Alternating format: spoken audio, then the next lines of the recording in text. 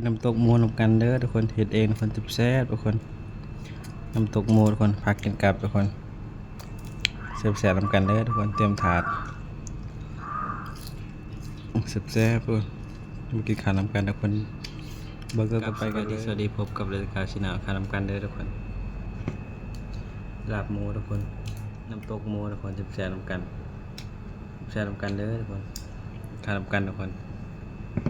ทำไมแซ่บน้ำกันพักกินกับทุกคนมักแกงก็มีหลายอย่างซีมังตกหมูเฮ็ดเองทุกคนแซ่บ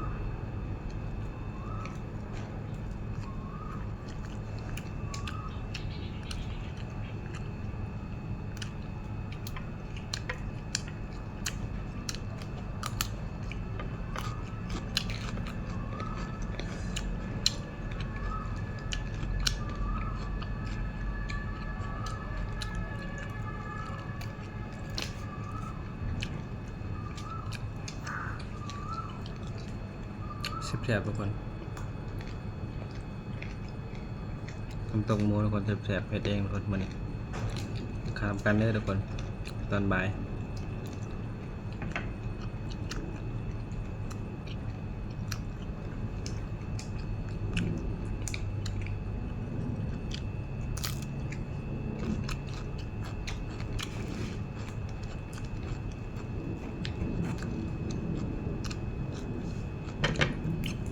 ครับ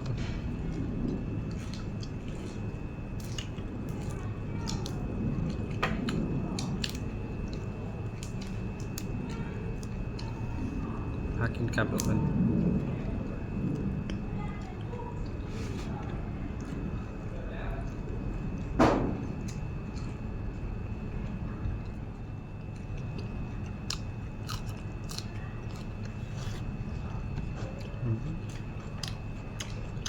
พ่อความยมพ่อเดี๋ยว เทียมไป สืบแซ่บกันทุกคนทำแนวนำกันเด้อทุกคนสืบแซ่บน้ำตกหมูทุกคนสืบแซ่บเฮ็ดเอง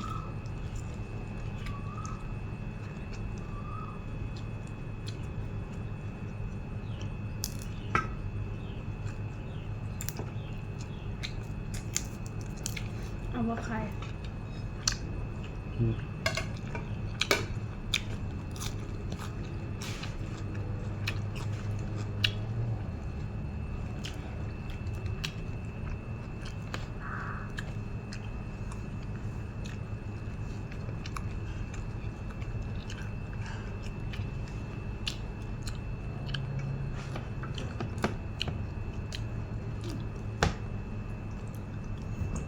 กินข้าวนำกันเด้อทุกคนแซ่บ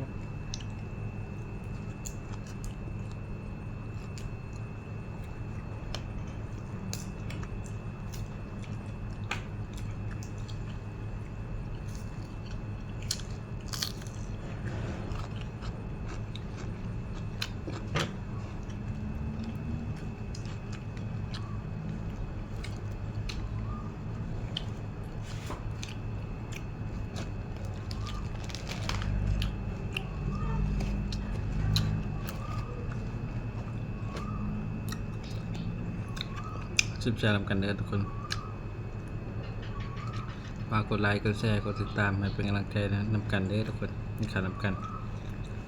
แซ่บ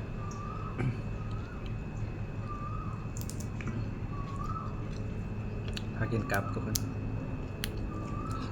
กินกับน้ำตกหมู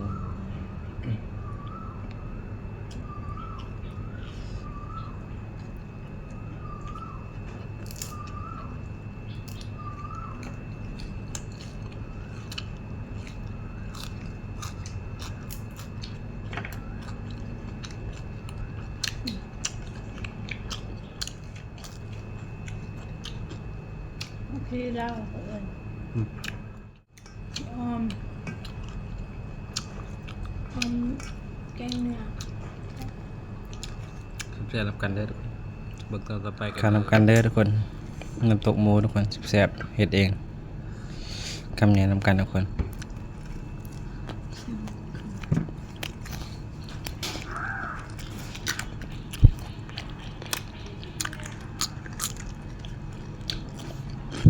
พักกินกับ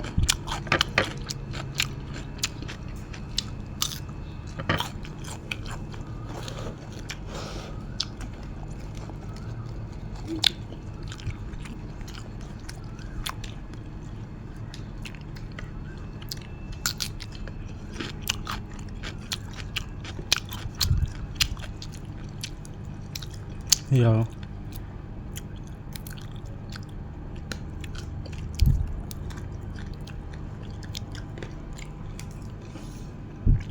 แสบๆเหมือนกันนะคนน้ำตกหมูเฮ็ดเองคนมันนี้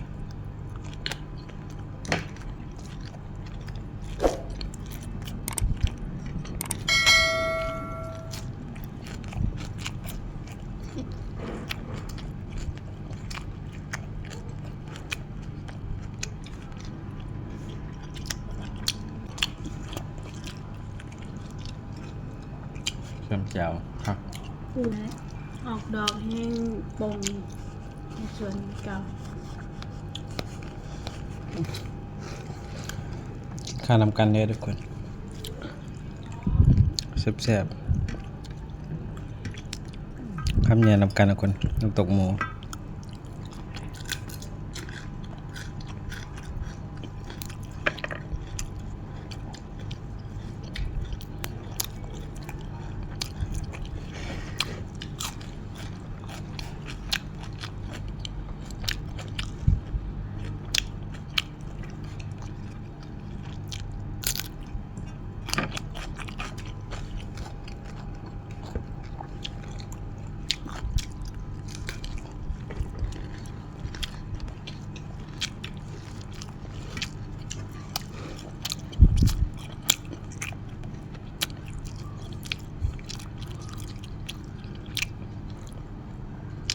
แซ่บๆหลายทุกคนที่ข้านำกัน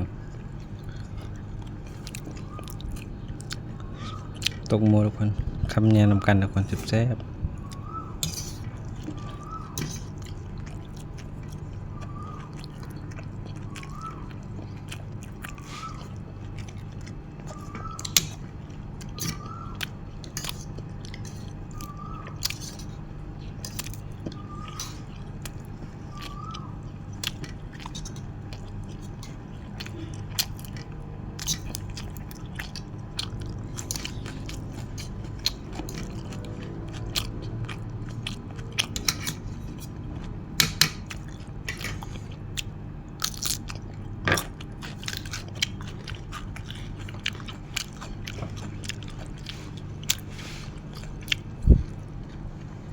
แซ่บๆนำกันทุกคนที่ข้านำกันเลย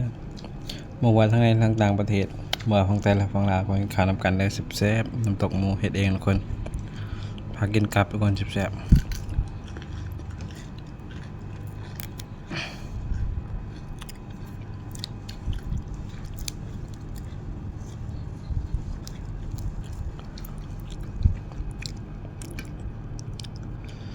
ครับเนี่ยนำกันทุกคนแซ่บๆ